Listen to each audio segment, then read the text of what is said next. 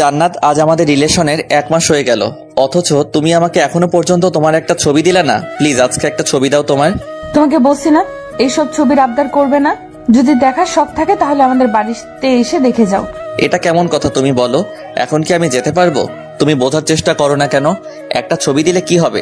তোমাকে বলছি না যদি দেখতে চাও তাহলে আমার বাড়িতে আসো। আমার সব জোরে জোরে ভালো লাগে না।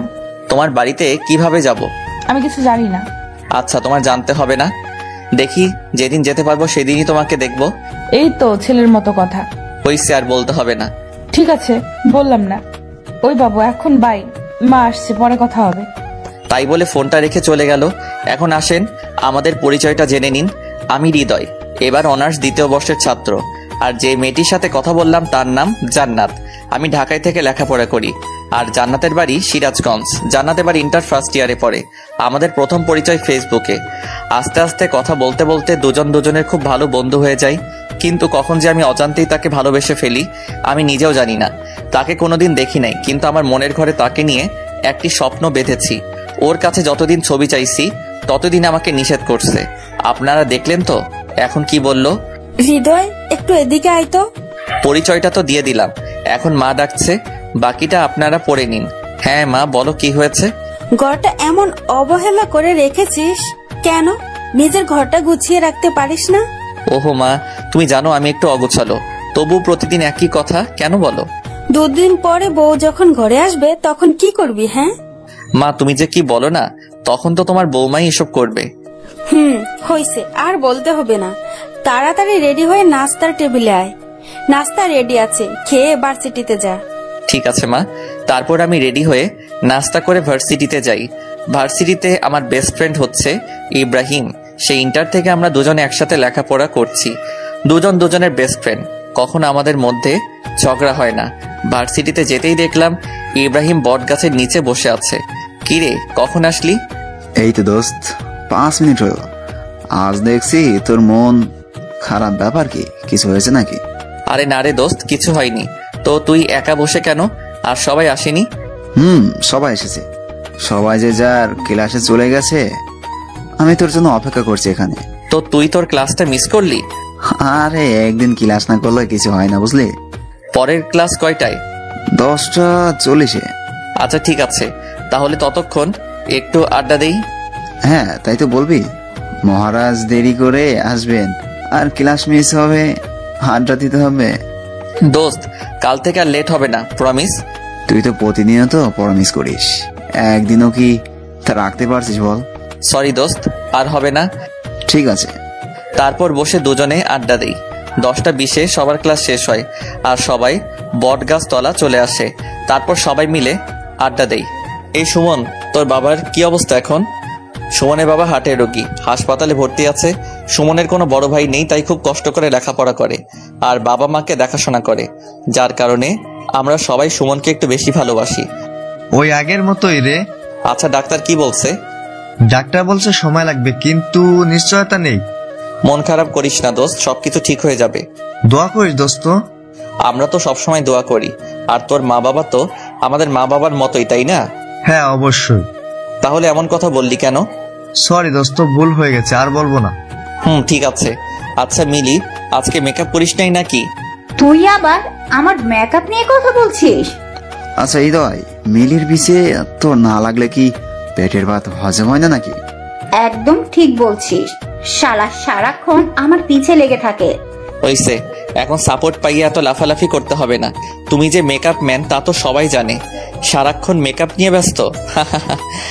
এবার কিন্তু বাড়াবাড়ি হয়ে যাচ্ছে হৃদয়। আচ্ছা বোন, ভুল হইছে, মাফ কইরা দে। হয়েছে, এত ঢং করতে হবে না। বাহ, না চাইলেও দোষ।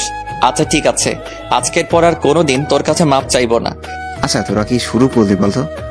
আচ্ছা সবকিছু বাদ দে, তো দোস্ত খুব ক্ষুধা পাইছে, চল ক্যান্টিনে যাই। তোর ক্ষুধা লাগছে?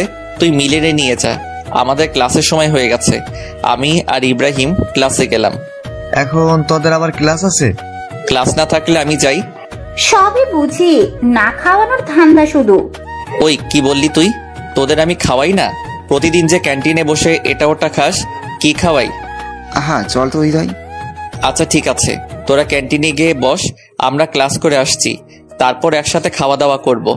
আর তোদের যদি দেরি না পছন্দ হয় তাহলে খেয়ে নিতে পারিস, আমি এসে বিল দেব, সমস্যা নাই। সত্যি দিবি তো? হ্যাঁ দেব, এখন যা তোরা। তাই বলে ওদেরকে রেখে আমি আর ইব্রাহিম ক্লাসে চলে গেলাম। ক্লাসে ঢুকতে দেখি নতুন একটা স্যার জয়েন করছে, আজকে তার ক্লাস। স্যারের আজ আমাদের প্রথম ক্লাস, তাই আজকে পরিচয় পর্বের মধ্য দিয়ে ক্লাস শেষ করে বেরিয়ে ক্যান্টিনে চলে যাই। ক্যান্টিনে গিয়ে দেখি হারামিগুলো বসে আছে। কি রে, তোরা কিছু খাসনি? তোদের স্যার আমরা কখনো কিছু খাইছি? আরে বোকা, খাইলে কি হতো?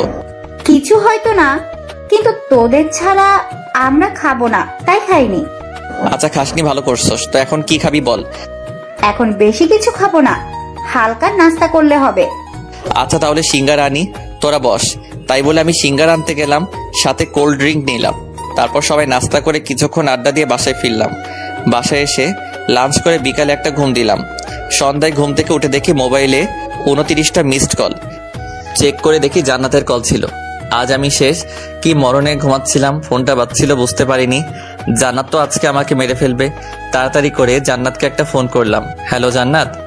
সরি, কে আপনি আর কাকে ফোন করেছেন?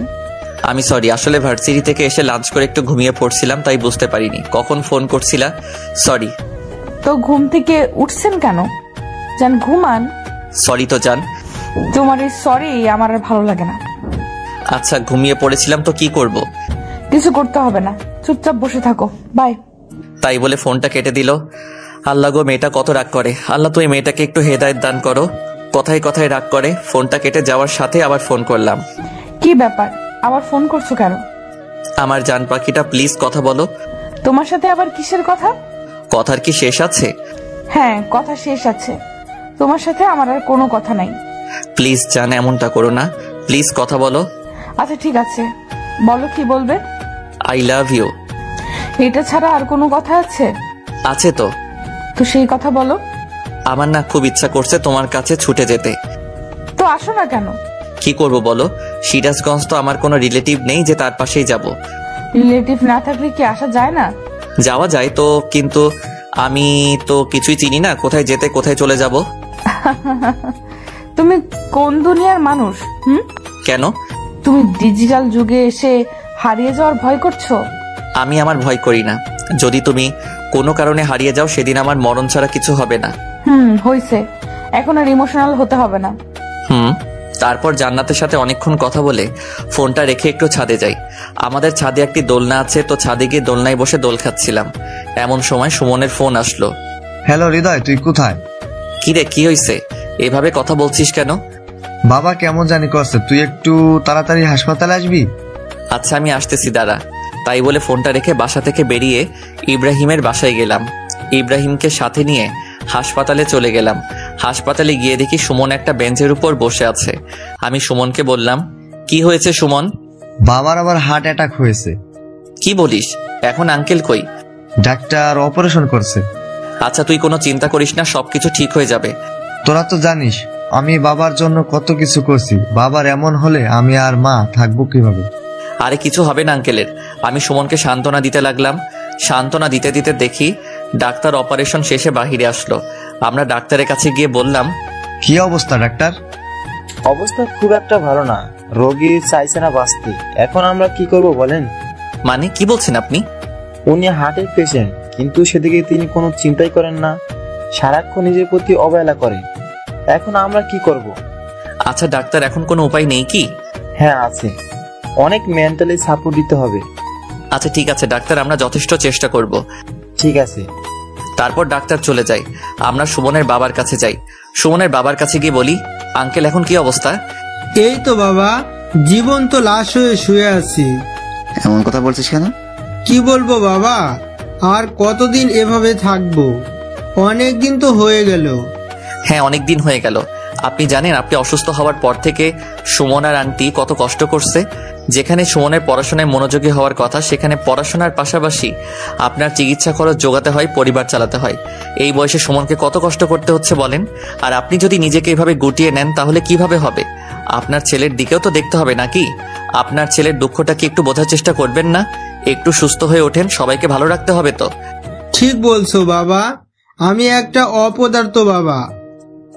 যেখানে বাবাকে সব দায়িত্ব পালন করতে হবে, সেখানে আমার ছেলে আমার দায়িত্ব পালন করছে। তাহলে বুঝেন, এখন আপনাকে যত তাড়াতাড়ি সম্ভব সুস্থ হয়ে উঠতে হবে। আর কোনো চিন্তা করবেন না, আমরা আছি তো, সবসময় হাসি খুশি থাকার চেষ্টা করবেন। ঠিক আছে বাবা, তোমাদের অনেক কষ্ট দিলাম। আমাদের কোনো কষ্ট নেই, তুমি তাড়াতাড়ি সুস্থ হয়ে উঠো। আমাকে সুস্থ হতেই হবে। এই তো আঙ্কেল, এখন বুঝতে পেরেছেন। তারপর কিছুক্ষণ আঙ্কেলের সাথে কথা বলার পর সুমনকে বুঝিয়ে রেখে আমি আর ইব্রাহিম চলে আসি। বাসায় এসে ঘুমিয়ে পড়ি। পরের দিন ঘুম থেকে উঠে ফ্রেশ হয়ে নাস্তা করে একটু আড্ডা দিতে বেরিয়ে পড়ি। আজ ভার্সিটিতে ক্লাস নেই, তাই ভার্সিটিতে যাওয়া হলো না। আমাদের একটা আড্ডাখানা আছে, সেখানে যেদিন ভার্সিটির সবাই আড্ডা দেই, আজকেও তার বিকল্প নেই। সবাই এসে পড়েছে, সবাই বসে আড্ডা দিচ্ছি। হঠাৎ এমন সময় ইব্রাহিমের ফোনে একটা কল আসে। ইব্রাহিম, তোমার ছোট চাচার বিয়ে ঠিক হয়েছে। আগামীকাল আমাদেরকে গ্রামের বাড়ি যেতে হবে। কি বলছো বাবা, সত্যি? হ্যাঁ সত্যি। আমার অনেক মজা হচ্ছে। দাঁড়াও বাবা, আমি তাড়াতাড়ি বাসায় আসছি। আচ্ছা ঠিক আছে। ইব্রাহিম ফোনটা রাখা মাত্রই আমি ইব্রাহিমকে বললাম, কি রে, কি হয়েছে, এত খুশি কেন? আর বলিস না, আমার ছোট চাচার বিয়ে ঠিক হয়ে গেছে। কাল সকাল সকাল আমাদের গ্রামের বাড়ি যেতে হবে। গ্রামের বাড়ি? তোর আবার গ্রামের বাড়ি আছে নাকি? হ্যাঁ রে, তোকে এর আগে বলা হয়নি, কারণ আমি ছোটবেলা থেকেই ঢাকায় বড় হয়েছি। গ্রামে দু একবার গিয়েছিলাম। তোদের গ্রামের বাড়ি কই? সিরাজগঞ্জ। কি শালা, তোর বাড়ি সিরাজগঞ্জ? আমাকে বলবি না? কেন রে, কি হয়েছে? শালা, আমার সিরাজগঞ্জ একটা কাজ আছে, আমার কোনো রিলেটিভ থাকে না, তাই যাইতে পারতেছি না। আর তোর গ্রামের বাড়ি ওখানে, আমাকে আগে বলবি না? সিরাজগঞ্জ তোর আবার কি কাজ আছে? তোকে বলা যাবে না, একটু সিক্রেট। অনেকদিন ধরেই যাবো যাবো বলছি, কিন্তু যাওয়া হচ্ছে না। আচ্ছা, এই তো যখন সিক্রেট, তাহলে একটা কাজ করতে পারিস। কি কাজ? আমাদের সাথে কাল আমার গ্রামের বাড়িতে চল, তাহলে আমার চাচার বাড়ি গিয়ে তোর কাজটা হয়ে যাবে। আমি ইব্রাহিমের কথা ফেলতে পারলাম না, কারণ আমি সিরাজগঞ্জ যাওয়ার জন্য অনেক চেষ্টা করছিলাম। এখন সুযোগ পেয়েছি, হাতছাড়া করব না। তাহলে তো খুব ভালো হয়। আচ্ছা ঠিক আছে, তাহলে রেডি হয়ে নিস, কাল সকালে রওনা দিব। আচ্ছা ঠিক আছে দোস্ত, আজকে আমি অনেক খুশি, কারণ জান্নাতের সাথে দেখা করার জন্য সিরাজগঞ্জ যাচ্ছি। বাসায় গিয়ে জান্নাতকে ফোন দিলাম, হ্যালো জান্নাত, এবার তুমি পালাবে কোথায়? এবার তোমাকে দেখেই ছাড়বো। মানে কি বলছো তুমি? আগামীকাল আমি সিরাজগঞ্জ যাচ্ছি। সত্যি আগামীকাল তুমি আমার সাথে দেখা করার জন্য সিরাজগঞ্জ আসছো? হ্যাঁ জান, সত্যি। শুধু একদিনের জন্য না, বেশ কিছুদিন থাকবো। বাহ, তাহলে তো খুব খুশির সংবাদ। কিন্তু কোথায় আসবে, কার বাসায় আসবে? আমার বেস্ট ফ্রেন্ডের বাড়িতে। তোমার আবার বেস্ট ফ্রেন্ড সিরাজগঞ্জে কিভাবে হলো? আরে বলো না, আমার বেস্ট ফ্রেন্ডের গ্রামের বাড়ি সিরাজগঞ্জ। আমি জানতামই না, আজকে জানলাম, তাই আর দেরি করছি না, আগামীকাল চলে যাব। আচ্ছা ঠিক আছে, দেখে শুনে এসো। ওকে জান। এভাবেই জান্নাতের সাথে অনেকক্ষণ কথা বললাম। তারপর মা বাবাকে জানালাম আগামীকাল সিরাজগঞ্জ যাব ইব্রাহিমের চাচার বিয়েতে। মা বাবা রাজি হয়ে যায়, কারণ তারা জানে ইব্রাহিম আমার বেস্ট ফ্রেন্ড। রাত্রে আমার সব কাপড় চোপড় গুছিয়ে নিলাম। পরের দিন সকালে আমি, ইব্রাহিম আর ওর মা বাবা সবাই সিরাজগঞ্জের উদ্দেশ্যে রওনা দিলাম। দীর্ঘ 5 ঘন্টা যাত্রা করার পর আমরা বাসায় পৌঁছালে ইব্রাহিমের গ্রামের বাড়িতে যেয়ে বাড়ির কলিং বেল বাজাতেই হুট করে কি যেন আমার মাথায় একটা লাঠি দিয়ে বাড়ি দিল। আমি কিছু বুঝে ওঠার আগেই একটা মেয়ে সামনে থেকে দৌড়ে পালালো। পাশে থেকে ইব্রাহিম বলল, কিছু মনে করিস না দোস্ত, এটা আমার পাগলি ছোট বোন। আমি অনেকদিন ধরে গ্রামে আসি না, তাই আমাকে মারার জন্য এসেছিল, কিন্তু ভুল করে তোকেই মেরে ফেলেছে। তোর আবার বোন আছে? হ্যাঁ রে, ও তো ছোটবেলা থেকে গ্রামেই থাকে। গ্রাম ছেড়ে নাকি ওকে যেতে মন চায় না। বাহ, ভালো তো। আচ্ছা, আমরা কি গেটে দাঁড়িয়ে কথা বলবো না ভিতরে যাব? হ্যাঁ বাবা, ভিতরে চলো। তারপর আমরা বাসার ভিতরে যাই। ভিতরে গিয়ে দেখি মেয়েটি বসে আছে। আঙ্কেল আন্টি সবাই যে যার রুমে গেল। ইব্রাহিম তার ছোট বোনকে বলে, মিম, এটা আমার বেস্ট ফ্রেন্ড হৃদয়, ওকে একটা রুমে জায়গা করে দে, আমাদের সাথেই থাকবে কিন্তু। ঠিক আছে ভাইয়া।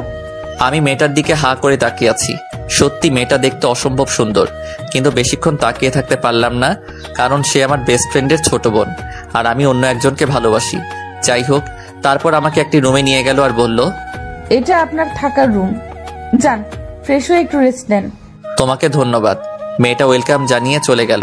হঠাৎই আমার ফোনে কল বেজে উঠল। জান্নাত ফোন করেছে। তাহলে তুমি সিরাজগঞ্জে এসেই গেলে? তুমি কিভাবে জানলে? এখন থেকে তোমার প্রত্যেকটি কদমই আমি দেখতে পাবো। মানে কিভাবে? সেটা তো তোমাকে বলা যাবে না। আচ্ছা, তুমি এখন লাল শার্ট পরে আছো না? তুমি এগুলো কিভাবে বলছো? সব জানতে পারবে। এখন থেকে তুমি আমার নজরে নজরে থাকবে। তুমি কখন কি করছো সবকিছুই আমি জানতে পারবো। আমি কিছুতেই বুঝতে পারছি না জান্নাত এগুলো কিভাবে জানে। আচ্ছা জান্নাত, তুমি কি আমাকে একটু খুলে বলবে? সময় হোক সবকিছু জানতে পারবে। এটা আবার কেমন কথা? আমার সাথে লুকোচুরি খেলছো? যা মনে করবে তাই। তোমার জন্য এত কষ্ট করে আমি সিরাজগঞ্জে আসলাম, আর তুমি? উফ, এত কথা বলো না তো। এখন ফোন রাখলাম, পরে কথা হবে, বাই।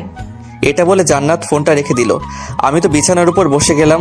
বিছানার উপর বসে ভাবছি, জান্নাত আমার উপস্থিতি বুঝলা কিভাবে, আর জানলেই বা কিভাবে আমি কি পোশাক পরে আছি? না, ঘটনাটা কেমন জানি এলোমেলো লাগছে। এগুলো ভাবতে ভাবতে গিয়ে ফ্রেশ হয়ে নিলাম। ফ্রেশ হয়ে একটু রেস্ট নিলাম। অনেকক্ষণ পর ইব্রাহিম আমার রুমে এসে আমাকে ডেকে বলল, হৃদয়, তুই তো কখনো গ্রামে আসিসনি, আর আমিও অনেকদিন ধরে গ্রামে আসিনি, তাই চল বাইরে থেকে একটু ঘুরে আসি। আচ্ছা ঠিক আছে চল। আমি আর ইব্রাহিম বাড়ি থেকে বের হতে যাব, এমন সময় মিম সামনে এসে দাঁড়িয়ে বলল, ভাইয়া কোথায় যাচ্ছিস? এই তো একটু বাইরে ঘুরতে যাব। কেন? তুই তো অনেকদিন যাবত গ্রামে আসিস না। গ্রামের রাস্তাঘাট কি তোর মনে পড়ে? তাই তো, আমার তো এই কথা একদমই মনে ছিল না। আচ্ছা, যাওয়ার সময় সুজনকে সাথে নিয়ে যাস। আচ্ছা ঠিক আছে। সুজল ইব্রাহিমের বড় চাচার ছেলে, কিন্তু বয়সে আমাদের ছোট। সুজনকে নিয়ে গ্রামে ঘুরছি। সত্যি গ্রামের দৃশ্য অনেক সুন্দর। আশেপাশে ক্ষেত খামার আর তার মাঝখান দিয়ে রাস্তা। খুব মজা হচ্ছিল। চারপাশে পাখির কিচিরমিচির শব্দ। সত্যি শহরের সাথে গ্রামের কখনো তুলনা হয় না। ঘুরতে ঘুরতে হঠাৎ জান্নাতের একটা SMS আমার ফোনে আসলো। বাহিরে ঘুরোস ঠিক আছে, কিন্তু এলাকার অন্য কোনো মেয়েদের দিকে তাকালে কিন্তু চোখ তুলে ফেলবো। ও আল্লাহ, জান্নাত আমার প্রতিটা খবর কি করে জানছে? জান্নাত এখন কোথায় আছে? আমি তো কিছুই বুঝতে পারছি না। আর আমার খবরগুলো কিভাবে পাচ্ছে আমার তো মাথায় আসছে না। আচ্ছা তুমি কোথায় আছো বলো তো? ঠিক সময় আসুক সবকিছু জানতে পারবে। তোমার জন্য এত কষ্ট করে আমি আসলাম, আর আমার সাথে দেখাই করছো না? কিচ্ছু করার নাই, অপেক্ষা করো, সবুরে মেওয়া ফলে। কি আর করার, কোনো উপায় নেই জান্নাতকে দেখার। গ্রামটা ঘুরে দেখা শেষে বাসায় ফিরি। বাসায় ফিরে রুমে রেস্ট নিচ্ছি। এমন সময় দেখলাম মিম বারবার আমার রুমের সামনে দিয়ে ঘুরপাক খাচ্ছে। আমি বুঝলাম না ব্যাপারটা কি। মেয়েটা আমার রুমের সামনে দিয়ে এমন ঘোরাঘুরি করছে কেন? একটু পর ডিনারের জন্য ইব্রাহিম এসে ডেকে গেল। তারপর ডিনার শেষে রুমে এসে শুয়ে আছি। একটু পর আমার ফোনে মেসেজ আসলো। কি ব্যাপার, সারাদিন রুমের মধ্যে শুয়ে বসে থাকো, খারাপ লাগছে না? তুমি কোথায় আছো এখন? আর তুমি কিভাবে বুঝলে আমি রুমের মধ্যে বসে আছি? তোমাকে বলছি না, তোমার প্রত্যেকটা কদম এখন থেকে আমি দেখতে পাবো। তাহলে আমার সামনে আসছো না কেন? সঠিক সময় আসুক, ঠিকই সামনে যাব। আচ্ছা, তোমাকে যেটা বলার জন্য মেসেজ দিছি, চলো কাল দেখা করি। সত্যি কাল দেখা করবা? হ্যাঁ দেখা করব, কাল স্কুলের মাঠে চলে এসো, দেখা হবে। কিন্তু আমি তো স্কুলের মাঠটা চিনি না, কিভাবে যাব? তুমি বাসা থেকে বাইরের ডান দিকে একটা রাস্তা আছে, সেই রাস্তা দিয়ে সোজা চলে আসবে। তারপর সামনে একটা মোড় দেখতে পাবে, সেখান থেকে উত্তর দিকে একটু সামনে গেলেই স্কুলের মাঠ পড়বে, আর সেখানে আমরা দেখা করব। আচ্ছা ঠিক আছে যান। সত্যি আজ আমি অনেক খুশি। কাল জান্নাতের সাথে দেখা হবে এটা ভাবতেই আমি খুশিতে আত্মহারা হয়ে যাচ্ছি। কাল প্রথম জান্নাতের সাথে আমার দেখা হবে। আমি খুবই এক্সাইটেড হয়ে আছি। জান্নাতের কথা ভাবতে ভাবতে কখন ঘুমিয়ে গেছি বুঝতে পারছি না। পরের দিন সকালে ঘুম থেকে উঠে নাস্তা করে স্কুলের মাঠে চলে যাই, কিন্তু কোথাও জান্নাতকে দেখতে পাচ্ছি না। হঠাৎ সামনে থেকে 4-5টা মেয়ে আসলো। কি ব্যাপার, এখানে দাঁড়িয়ে কি করেন? দেখলাম মেয়েগুলোর মধ্যে মিম মেয়েটির আছে। কি বলবো বুঝতে পারছিলাম না। কি হলো, কিছু বললেন না কেন? কি বলবো, একজনের সাথে দেখা করার জন্য আসছি, কিন্তু তাকে খুঁজে পাচ্ছি না। কার সাথে দেখা করতে আসছেন ভাইয়া? জান্নাতের সাথে দেখা করতে আসছি। ও, তাহলে আপনি সেই হৃদয়? হ্যাঁ, কিন্তু আপনারা কারা? আমি জান্নাতের ফ্রেন্ড। ও আচ্ছা, কিন্তু আপনাদের ফ্রেন্ড কোথায়? জান্নাত তো আসেনি, কেন? জান্নাতের তো আজকে আমার সাথে দেখা করার কথা ছিল। সরি, আচ্ছা জান্নাত আপনার সাথে দেখা করবে না। আপনি কি ভেবেছেন জান্নাতের দেখা পাওয়া খুব সহজ? সহজ হবে না কেন? আমি তো তাকে ভালোবাসি। ভালোবাসেন তাতে কি? দেখা হচ্ছে না। আচ্ছা শোনেন, এখানে যখন এসেই পড়েছেন তাহলে আজকে আমাদের খাওয়াবেন। আমি আপনাদের কেন খাওয়াবো? বারে দেখতে হবে না আপনি কিপটা নাকি? আমি কিপটা নই। সেটা তো দেখতেই পাচ্ছি। যদি কিপটা না হতেন তাহলে আমরা জান্নাতের ফ্রেন্ড জানার পর আমাদের খাওয়াতে না করতেন না। আমি কিভাবে বুঝবো যে সত্যি আপনারা জান্নাতের ফ্রেন্ড? আপনি কি আমাদের চিটার ভাবছেন? হইতেও পারেন, কিভাবে বুঝবো? আচ্ছা ঠিক আছে, আমরা চিটার। জান্নাতের সাথে দেখা হওয়ার কথা ভুলে যান। কেন? জান্নাতের সাথে দেখা হওয়ার কথা ভুলে যাব কেন? জান্নাত আপনার সাথে দেখা করবে না, আপনি আমাদের চিটার বললেন। আচ্ছা, আমার ভুল হয়েছে, সরি। প্লিজ জান্নাতের সাথে দেখা হওয়ার ব্যবস্থা করে দিন। আপনি তো আমাদের খাওয়াতেই চাইলেন না, তাহলে দেখা করানোর কথা ভাববো কিভাবে? হঠাৎ এমন সময় ফোনে মেসেজ আসলো। ও চুপচাপ আমার ফ্রেন্ডরা যা বলে তাই শোনো। ওরা যা খেতে চায় তাই খাওয়াবেন, না হলে কিন্তু তোমার সাথে দেখা করব না। কিন্তু তুমি কোথায় আছো? আর আজ তো আমার সাথে দেখা করার কথা ছিল। দেখা করার কথা ভুলে যাও। যদি আমার ফ্রেন্ডসরা খুশি হয় তোমার প্রতি তাহলে আমি দেখা করব। কি আর বলবো, বলির পাঠা। জান্নাতের সব ফ্রেন্ডকে বললাম চলেন আপনাদের খাওয়াতে নিয়ে যাই। কিন্তু আমরা তো চিটার, তাহলে আমাদের খাওয়াবেন কেন? প্লিজ বোন, মাফ চাই। প্লিজ চলেন, তারপর সবাইকে নিয়ে রেস্টুরেন্টে যাই এবং সবাইকে ইচ্ছে মতো খাওয়াই। একবারে বিল এসেছে 1850 টাকা। পকেট অর্ধেক ফাঁকা করে ফেললো শুধু একবারই। আল্লাহ জানে আমার পকেট থেকে আর কত খসবে। হোটেলের বিল দেব শেষে। জান্নাতের ফ্রেন্ডদের বললাম এখন তো জান্নাতের সাথে দেখা করার ব্যবস্থা করে দেবেন প্লিজ। আচ্ছা ভেবে দেখি, যদি মনে হয় আপনার সাথে জান্নাতে দেখা করানো যাবে তাহলে দেখা করাবো। এটা কেমন কথা? হ্যাঁ এটাই কথা। আর হ্যাঁ, আমার ভাইয়া যেন আজকের ব্যাপারে কোনো কিছু না জানে। আচ্ছা ঠিক আছে। একে তো পকেট থেকে এতগুলো টাকা খসালো, আবার জান্নাতের সাথে দেখা করার ব্যবস্থাও করে দিল না। কেমনটা লাগে আপনারাই বলেন তো। দুঃখ ভরা মন নিয়ে বাসায় ফিরলাম। বাসায় ফিরে ফ্রেশ হয়ে ছাদে যাই। ছাদে গিয়ে বসে আছি, কিছু ভালো লাগছে না। বারে বারে জান্নাতের কথা মনে পড়ছে। জান্নাতের সাথে খুব দেখা করতে ইচ্ছে করছে কিন্তু পারছি না। এমন সময় মিম ছাদে চলে আসে আর আমাকে বলে, কি ব্যাপার দুলা ভাই, ছাদে একা একা কি করেন? তুমি আমার সব খবর জান্নাতকে বলো, তাই না? সেটা জেনে আপনি কি করবেন? জানি তুমি জান্নাতকে আমার সকল খবর বলো। তুমি ছাড়া বলার মতো এই বাসায় আর কেউ নেই। হ্যাঁ আমি বললি তো, কি হয়েছে? মিম প্লিজ জান্নাতের সাথে একবার দেখা করার ব্যবস্থা করে দাও না। সরি আমি পারবো না। এটা বলে মিম আমাকে ভেঙচি কেটে নিচে চলে যায়। কি বলবো কিছু বুঝি না। সবাই আমার সাথে প্রতারণা শুরু করে দিয়েছে। কার জন্য এই সিরাজগঞ্জে আসলাম তার সাথে আমার দেখা হচ্ছে না। বিয়ের এখনো 3 দিন বাকি, আর তাই সবাই প্ল্যান করে যমুনা নদীতে ঘুরতে যাবে। ইব্রাহিমের বাড়ি থেকে যমুনা নদী বেশি দূর না, তাই প্ল্যান অনুযায়ী পরের দিন সকালে যমুনা নদীতে ঘোরার জন্য বেরিয়ে পড়ি। যমুনা নদীর বাড়ি গিয়ে সবাই অনেক আনন্দ করছি। নদীতে প্রচুর স্রোত বইছে। নদীর ধারে কিছুক্ষণ আড্ডা দেওয়ার পর সবাই মিলে প্ল্যান করি নৌকায় করে কিছুক্ষণ ঘুরবো। কথা মতো একটা নৌকায় উঠে পড়ি। আজ জীবনে প্রথম নৌকায় উঠছি, খুব ভয় করছে যদি নৌকা থেকে পড়ে যাই বা নৌকাটা ডুবে যায়। কিন্তু সবাই নৌকায় অনেক মজা নিচ্ছে। সবাই নৌকার উপর নাচানাচি করছে। আমি সাঁতার জানি না, তাই আমার ভয়টা অনেক বেশি ছিল। ইব্রাহিমও সাঁতার জানতো না, কারণ ও ছোট থেকেই ঢাকায় বড় হয়েছে। ইব্রাহিম আর আমি খুব ভয় পাচ্ছিলাম।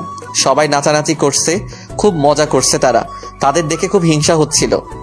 উফ, আমিও যদি ওদের সাথে একটু নাচতে পারতাম। কিন্তু আমার তো ভয় করছে যদি নৌকাটা ডুবে যায়। সবকিছু ভুলে ভাবলাম যা হবার হবে, সবার সাথে আমিও নাচবো। সবার সাথে নাচতেছি, হঠাৎ এমন সময় একজনের সাথে ধাক্কা লেগে আমি নৌকার উপর থেকে নদীর ভেতর পড়ে যাই। আমি সাঁতার জানি না। পানির মধ্যে সাহায্যের জন্য চিৎকার করছি, কিন্তু স্রোতে আমি নিজেকে কন্ট্রোল করতে পারলাম না। পানির স্রোতের মধ্যে আমি হারিয়ে যেতে লাগলাম। এমন সময় মিম নদীতে লাফ দিয়ে আমাকে খুঁজতে লাগে, কিন্তু কিছুতেই খুঁজে পাচ্ছিল না। অনেকক্ষণ খোঁজাখুঁজির পরে আমার দেহটা খুঁজে পায়। তারপর আমার দেহটি নৌকার উপরে উঠাই। আমার দেহ নৌকার উপর উঠিয়ে তাড়াতাড়ি করে নদীর পাড়ে নিয়ে যাওয়া হয়। নদীর পাড়ে নিয়ে আমার পেটে চাপ দিয়ে পেট থেকে পানি বের করা হয়। পানি বের করার পরও আমার জ্ঞান ফেরে না। কি করবে কেউ বুঝতে পারছে না। এমন সময় মিম আমার মুখটা একটু ফাঁকা করে মিমের মুখ আমার মুখে বসিয়ে ফু দিতে শুরু করে। সবাই চেয়ে চেয়ে মিমের কাণ্ড দেখে হা করে তাকিয়ে আছে। কিছুক্ষণ ফু দেওয়ার পরে আমি লাফ দিয়ে উঠি। তারপর আমাকে নিয়ে হাসপাতালে যাওয়া হয়। ডাক্তার আমার চিকিৎসা করে আর বলে, রোগীর ঠিক মতো যত্ন নিতে হবে, না হলে ভবিষ্যতে কোনো বড় সমস্যা হতে পারে। ঠিক আছে ডাক্তার, আমরা ওর ঠিকভাবে যত্ন নেব। তারপর আমাকে হাসপাতাল থেকে বাসায় নিয়ে আসা হয়। বাসায় নিয়ে আসার পর আমার যত্ন নেওয়া হবে খুব ভালোভাবে। বিশেষ করে মিম আমার খুব যত্ন নেয়। জান্নাত আমার কাছে ফোন করে খুব কান্না করত আমার এমন অবস্থা দেখে। আমি পাগলিটাকে সান্ত্বনা দেওয়া ছাড়া কিছুই করতে পারতাম না। মিম আমার কাছে এসে বারে বারে মাপ চাইতো আর বলতো, সত্যি আমি জানতাম না আপনি সাঁতার জানেন না। আমি তো মজা করে আপনাকে ধাক্কা দিছিলাম, কিন্তু আপনার এমন অবস্থা হবে আমি বুঝতে পারিনি। আমাকে মাফ করে দিবেন প্লিজ। আরে বোকা, সমস্যা নাই, তুমি তো না বুঝেও করেছো। তুমি যদি জানতা আমি সাঁতার জানি না তাহলে তো আর করতে না। এসব চিন্তা বাদ দাও। আজ তোমার জন্য আমি বেঁচে আছি। তুমি আমায় আবার দ্বিতীয়বারের মতো জীবন বাঁচালে। তোমার কাছে আমি ঋণী। আমার জন্য এত কিছু হলো, আর আপনি সত্যি আপনি অনেক বড় মনের একজন মানুষ। আর তোমার জন্যই তো আমি নতুন জীবন পেয়েছি। তোমাকে ভুল বুঝবো কিসের জন্য? এখন থেকে আমি আপনার বেশি করে যত্ন নেব। থাকবো না, এত বেশি যত্ন নিতে হবে না। তোমার ফ্রেন্ড জানতে পারলে আবার আমার উপর রাগ করবে। জান্নাত আপনাকে কিছু বলবে না? কেন কিছু বলবে না কেন? কারণ আমি সবার মতো না। জান্নাত আমাকে খুব ভালোভাবে চেনে। তোমাদের ফ্রেন্ডশিপ তোমরাই ভালো বোঝো, কিন্তু আমার উপর রাগ করলে কিন্তু আমি দায়ী নই। তোমাকে রাগ ভাঙিয়ে দিতে হবে। আচ্ছা ঠিক আছে, আমি রাগ ভাঙিয়ে দিব। এখন হ্যাপি? আচ্ছা এখন একটু রেস্ট নেন, আপনার সাথে পরে কথা বলি। এরপর থেকে মেয়েটি আমার খুব যত্ন নেওয়া শুরু করে। আজ ইব্রাহিমের চাচার গায়ে হলুদ। আমিও প্রায় সুস্থ হয়ে গেছি শুধুমাত্র মিমের যত্ন নেওয়ার জন্য। গায়ে হলুদের অর্ধেক দায়িত্ব আমার ও ইব্রাহিমের উপর। আমাকে আর ইব্রাহিমকে বিয়ের দায়িত্ব পালন করতে হচ্ছে। গায়ে হলুদের প্যান্ডেল সাজানো, বাড়িতে সুন্দরভাবে ডেকোরেশন করা, লোকজনের খাওয়া দাওয়ার ব্যবস্থা করা, সবকিছুই ছিল আমার ও ইব্রাহিমের উপর দায়িত্ব। গায়ে হলুদের জন্য প্যান্ডেল সাজাচ্ছি আর বাড়িতে ডেকোরেশন দিয়ে সাজাচ্ছি। বিকেল বেলা গায়ে হলুদের অনুষ্ঠানে মেয়ে পক্ষরা চলে আসে। হলুদ মাখাতে অনেক মেয়ে আছে, তার মধ্যে একটি মেয়ে দেখতে অনেক সুন্দর ছিল। আমাকে দেখে বারবার আসে, পাশে ঘুরতে লাগে। এমনটা দেখে মিম খুব ক্ষিপ্ত হতো। আমি কিছুতেই বুঝতাম না মিম আমার উপর ক্ষিপ্ত কেন। মিম আমাকে বারে বারে বলতো, আজ গায়ে হলুদ, অনেক মেয়ে আসছে। যদি কোনো মেয়ের সাথে উল্টাপাল্টা কিছু করতে চান তাহলে কিন্তু আপনার খবর আছে। তোমার ফ্রেন্ড তো আমার সামনে আসে না, তাহলে আমি যদি অন্য কারোর সাথে কিছু করি অসুবিধা কি? কি বললেন? আপনার সাহস তো কম না। অন্য কোনো মেয়ের দিকে চোখ তুলে তাকালে আপনার চোখ দুটো উঠে মার্বেল খেলবো। আচ্ছা, আমি যদি অন্য কোনো মেয়ের দিকে তাকাই তাহলে তোমার কি? একদম বেশি বেশি করার চেষ্টা করবেন না। আমি কিন্তু জান্নাতকে সবকিছু বলে দিব। শুধু একবার বলে দেখো, তোমার অবস্থা খারাপ করে দিব। কি করবেন শুনি? আমি কি করব আমি নিজেও জানি না। প্লিজ বোন, জান্নাতকে কিছু বলো না। আমি তো জান্নাতকে বলে দিব, দেখি আপনি কি করেন। প্লিজ, আমি তোমার কাছে হাত জোড় করছি। প্লিজ জান্নাতকে কিছু বলবে না। আচ্ছা ঠিক আছে। দেখতে দেখতে গায়ে হলুদ শেষ হলো। রাত্রে জান্নাতের সাথে ফোনে কথা বলছি। তুমি গায়ে হলুদের সময় মেয়েদের দিকে তাকিয়েছিলে কেন? কোন মেয়ের দিকে তাকাইলাম? আর তোমাকে কে বললো এটা? যে বলার সে বলছে। তুমি বলো, অন্য মেয়েদের দিকে তাকাইছো কেন? সত্যি আমি তাকাইনি, ওই মেয়েটা আমার দিকে তাকিয়েছিল। না, তুমি ওই মেয়ের দিকে তাকিয়েছিলে, আমি জানি। সব ছেড়ে একই রকম। ওই জান্নাত, সত্যি আমি অন্য কোনো মেয়ের দিকে তাকাইনি। আমি শুধু তোমাকেই ভালোবাসি। তোমাকে ছাড়া অন্য কোনো মেয়ের কথা ভাবতেও পারি না। তুমি সব মিথ্যা কথা বলছো, আমি জানি সবকিছু। আর তাই আজকের পর থেকে তুমি আর আমার সাথে কোনো কথা বলবে না। কথা বলতে বলতে ভালো লাগছিল না, তাই ছাদে যাওয়ার জন্য রুম থেকে বেরিয়ে হাঁটতে থাকি। সিঁড়ির সামনে মিমের রুম। ফোনে কথা বলতে বলতে চলে যাচ্ছি, এমন সময় খেয়াল করলাম আমার ফোনে যে ভয়েস যা আসছে তা মিমের রুম থেকেও আসছে। আমি বুঝতে পারছিলাম না। তারপর সবকিছু ভালোভাবে দেখে বুঝলাম যে মিমি আমার সেই জান্নাত। তাই তো বলি যে মিমের কণ্ঠটা ও আচরণ এমন চেনা লাগছে কেন? আমার কথা বুঝতে পারছো? আজকের পর তুমি আমাকে একদম ফোন দিবা না। আজ থেকে তোমার সাথে আমার ব্রেকআপ। আচ্ছা ঠিক আছে, আমার সাথে কথা বলতে হবে না। আমিও তোমার সাথে কথা বলবো না। যাও, তুমি তোমার মতো থাকো। এটা বলে ফোনটা রেখে দেই। এরপর আমি আমার রুমে চলে যাই। একটু পর মেয়েরা আমার রুমে দৌড়ে আসে, আমাকে বলতে লাগলো, ওই আপনি আমার ফ্রেন্ডকে কি বলেছেন? হ্যাঁ, জান্নাত কান্না করছে কেন? ওর সাথে কথা বলবো না তাই। এই আপনার ভালোবাসা? ছি, যার জন্য আপনি ঢাকা থেকে সিরাজগঞ্জ আসলেন তার সাথে কথা বলা বন্ধ করছেন? আপনার কখনো ভালো হবে না। মিম এইসব কথা বলে যাচ্ছিল, এমন সময় আমি মিমকে জড়িয়ে ধরি। এই কি করছেন আপনি? আপনি আমাকে জড়িয়ে ধরেছেন কেন? তাই তো, আমি তোমাকে জড়িয়ে ধরেছি কেন? আচ্ছা 1 মিনিট দাঁড়াও, আমি জান্নাতকে ফোন করে একটু বলে নেই যে আমি তোমাকে কেন জড়িয়ে ধরেছি। এটা জান্নাতকে বলার কি আছে? তুমি এমন তোতলাচ্ছ কেন? কই তোতলাচ্ছি না তো, এমনিতেই। আচ্ছা তাহলে আমি জান্নাতকে একটা ফোন দেই। জান্নাতকে কেন ফোন দিবেন? কারণ তুমি আমার জান্নাত, তাই। আমি আপনার জান্নাত হতে যাব কেন? ও আচ্ছা, তাই না? হ্যাঁ তাই তো, আমি তো মিম, আপনার ফ্রেন্ডের ছোট বোন। আচ্ছা এখনই প্রমাণ হয়ে যাবে, 1 মিনিট ওয়েট, আমি জানতে একটা ফোন দেই। এটা বলে জান্নাতের নাম্বারে ফোন দিলাম আর মিমের ফোনটা বেজে উঠলো। আপনার মোবাইল বাজছে কেন? মোবাইলটা একটু দেখি, কে ফোন করেছে আপনাকে দেখি। না মানে কেউ ফোন করেনি, আপনাকে দেখতে হবে না। আমি তো দেখেই ছাড়বো, মোবাইলটা দাও বলছি। না, আমি কিছুতেই মোবাইল দেব না, এটা আমার পার্সোনাল ফোন, আপনাকে কেন দিব? আমি কিছু জানি না, আমি নেব। মিমের সাথে জোরাজোরি করতে করতে আমি বিছানার উপর পড়ে যাই আর মিম আমার বুকের উপর পড়ে যায়। দুজন দুজনের খুব কাছে চলে এসেছি, দুজনে দুজনের নিঃশ্বাস অনুভব করতে পারছি। আমার কাছে কেন তুই পরিচয় গোপন করলে বলো? তোমাকে পরীক্ষা করতে চেয়েছিলাম। তো তোমার পরীক্ষা কি শেষ হয়নি? হয়েছে। তাহলে এখন স্বীকার করলে তো তুমি আমার জান্নাত? এখন আর স্বীকার না করে উপায় আছে? তাহলে এখন ছোট্ট করে একটা মিষ্টি দাও। কেন মিষ্টি দেবো কেন? বারে, আমার সাথে এতদিন অভিনয় করলে, আমাকে এত কষ্ট দিলে, তার বিনিময়ে এখন আমাকে মিষ্টি দিবে না? না, দেব না। তুমি ভাবতেও পারোনি কিভাবে ধরা পড়ে যাবে, তাই না? আচ্ছা তুমি কিভাবে বুঝলে যে আমি জান্নাত? ওইটা সিক্রেট, বলা যাবে না। এই যে বলো বলছি। না, বলবো না। তুমি বলবে না? আচ্ছা তুমি এমন করতেছো কেন? আমি যেভাবে হোক জানতে পারছি, তোমাকে সেটা জানতে হবে কেন? না আমি শুনবো, তুমি বলো। আচ্ছা বলতেছি, যখন তোমার সাথে কথা বলছিলাম তখন কথা বলতে বলতে ছাদে যাওয়ার জন্য রুম থেকে বেরিয়েছিলাম, আর তখন দেখলাম তোমার রুম থেকে সাউন্ড আসতেছে, তখনই বুঝতে পেরে গেছি। ওহো, তুমি তো তাহলে ভালো না, তোমার আড়ি পাতার অভ্যাস আছে। তোমাকে ধরার জন্যই তো আমাকে আড়ি পাততে হয়েছে। কতদিন হলো এসেছি, তুমি দেখাই দিলে না। যাও, তোমার সাথে কোনো কথা নেই। তাই বলে মুখ ঘুরিয়ে দাঁড়িয়ে আছো। আমি ওকে ঘুরিয়ে আমার সামনে নিয়ে এসে বললাম, এই পাগলি, আজ প্রথম তোমার সাথে আমার সামনাসামনি পরিচয় হলো, আর তুমি এইভাবে মন খারাপ করে দাঁড়িয়ে থাকবে? থাকবোই তো, তোমার কি? এটা শোনার পর আমি জান্নাতকে আমার বুকের মধ্যে টেনে নিলাম। এবার বলো, আর রেগে থাকবে? এইভাবে ভয় নিয়ে ধরেছেন কেন? আমাকে জড়িয়ে ধরার সাহস কি নেই নাকি? আছেই তো, দেখবে? দেখাও দেখি। তাই বলে জান্নাতকে খুব জোরে জড়িয়ে ধরি। দুজনে অন্য এক জগতে হারিয়ে গেছি। অনেকক্ষণ জড়িয়ে ধরে থাকার পর মিম আমাকে ছাড়িয়ে বলল, ওই যান, এখন যাও, আবার কেউ দেখে ফেলবে। আচ্ছা যান। তারপর মিমের রুম থেকে বেরিয়ে আমি আমার রুমে চলে আসি। রাতে ঘুম ধরছিল না, তাই মিমকে ফোন করে ছাদে আসতে বলি। আমিও ছাদে চলে যাই। আমি ছাদে দাঁড়িয়ে আছি, একটু পর মিম ছাদে আসলো। দুজনে ছাদে বসে গল্প করছি।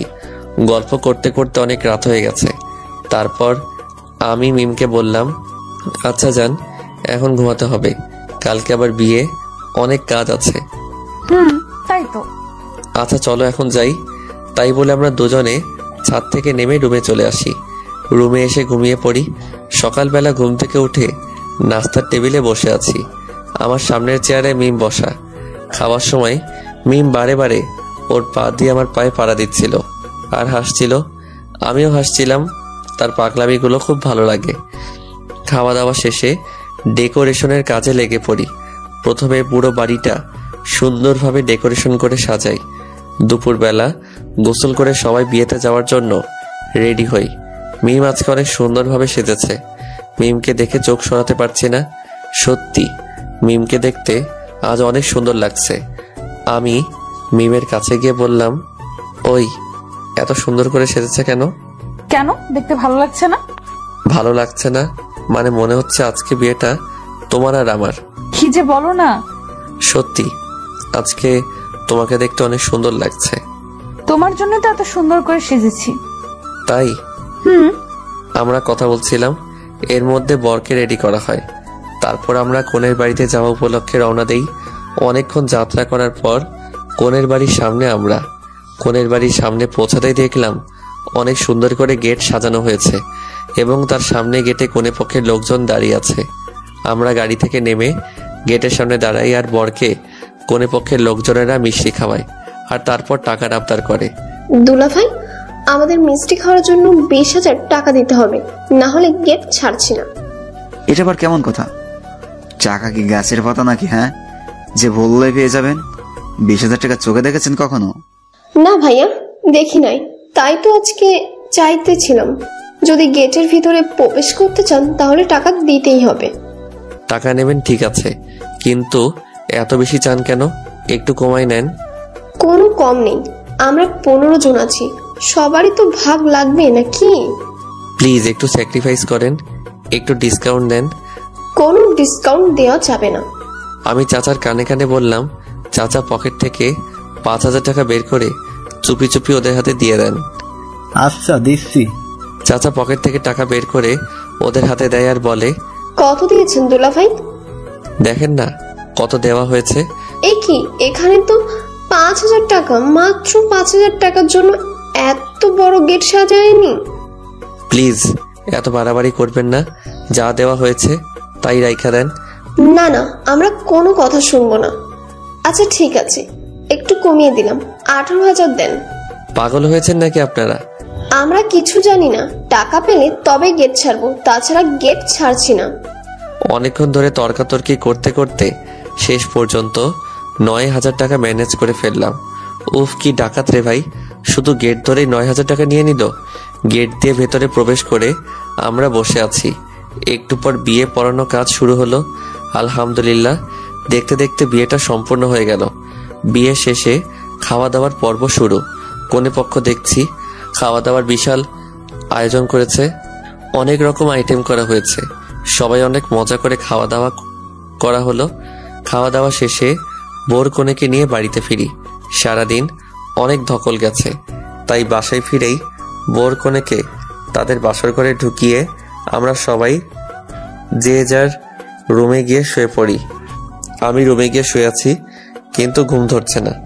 কিছুক্ষণ চুপচাপ শুয়ে থাকার পরও ঘুম ধরছিল না।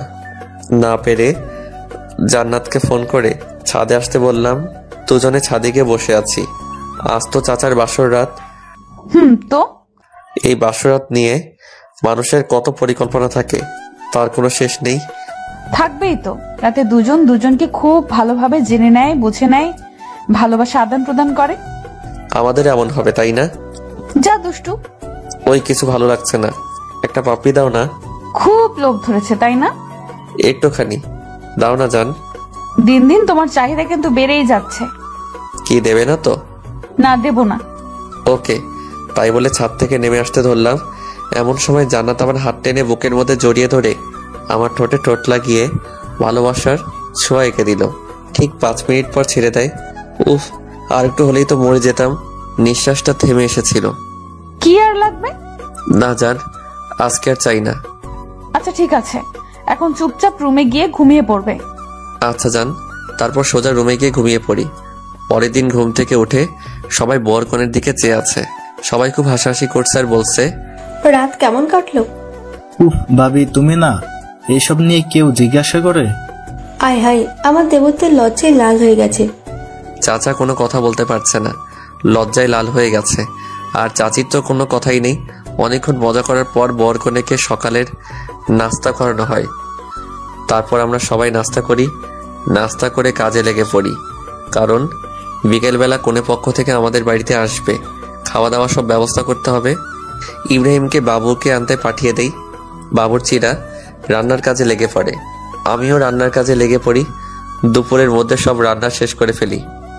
আমাদের রান্না শেষ হতে হতেই মেয়ে পক্ষ বাড়িতে চলে আসে। এরপর খাওয়া দাওয়ার পর্ব শুরু করে দেই। সবার আগে সকল মেয়ে পক্ষকে খাওয়াই, তারপর এলাকার লোকজনকে খাওয়াই। সবাইকে খাওয়ানো শেষে রাতে কনে পক্ষের লোকজন বর কনেকে তাদের বাড়িতে নিয়ে যায়। বর কনেকে কনে পক্ষের সাথে পাঠিয়ে বাড়িতে সবকিছু গুছিয়ে নিয়ে সবাই রেস্ট নিতে যে যার রুমে চলে যায়। সারাদিন কাজ করার পর শরীরটা খুব ক্লান্ত লাগছে, তাই রেস্ট নেওয়ার জন্য রুমে চলে যাই। বিছানায় শুয়ে আছি আর কি যেন ভাবছি। হঠাৎ কখন ঘুমিয়ে পড়েছি নিজেও জানি না। সকালবেলা জান্নাতের ডাকে ঘুম ভাঙে। এই যে মহারাজ, এখনো ঘুম থেকে ওঠোনি? কি, কয়টা বাজে? 9টা বাজে, আর আপনি পড়ে পড়ে ঘুমাচ্ছেন? কি বলো, কখন এত বেলা হয়ে গেল? আপনি তো পড়ে পড়ে ঘুমাচ্ছিলেন, কিভাবে জানবেন? তাই তো। আচ্ছা তুমি যাও, আমি ফ্রেশ হয়ে আসছি। ওকে। তারপর জান্নাত রুম থেকে চলে যায় আর আমি ফ্রেশ হয়ে নাস্তার টেবিলে চলে যাই। নাস্তার টেবিলে বসে জান্নাত আর আমার চোখে চোখে কথা হচ্ছিল। এমন সময় খেয়াল করলাম ইব্রাহিম আমার দিকে তাকিয়ে আছে। আমি আর কিছু করলাম না, চুপচাপ নাস্তা করে রুমে চলে আসলাম। অনেকক্ষণ ধরে রুমে বসে আছি, কিছু ভালো লাগছে না, তাই ছাদে চলে গেলাম। ছাদে গিয়ে দাঁড়িয়ে আছি। কিছুক্ষণ পর অনুভব করলাম কেউ একজন পেছন থেকে আমাকে জড়িয়ে ধরলো। আমি পিছনে তাকিয়ে দেখি জান্নাত। কি ব্যাপার, তুমি কখন আসলে? দেখলাম তুমি ছাদে আসছো, তাই পেছনে পেছনে চলে আসলাম। তো পিছন থেকে এইভাবে জড়িয়ে ধরলে কেন? কেন, ভালো লাগছে না বুঝি? ভালো লাগবে না কেন? এই দিনের বেলা তুমি আমাকে জড়িয়ে ধরে আছো, কেউ যদি দেখে তাহলে সমস্যা হবে তো।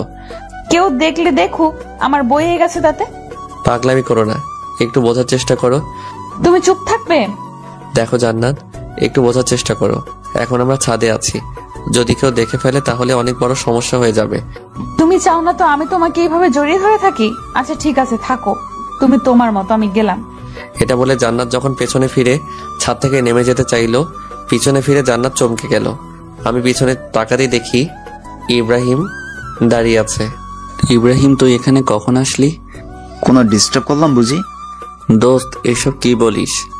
জান্নাত, তুই নিচে যা। ভাইয়া, তুই হৃদয়কে কিছু বলবি না? তোকে নিচে যেতে বলেছি, তুই নিচে যা। জান্নাত ইব্রাহিমের ধমকে নিচে চলে যায়।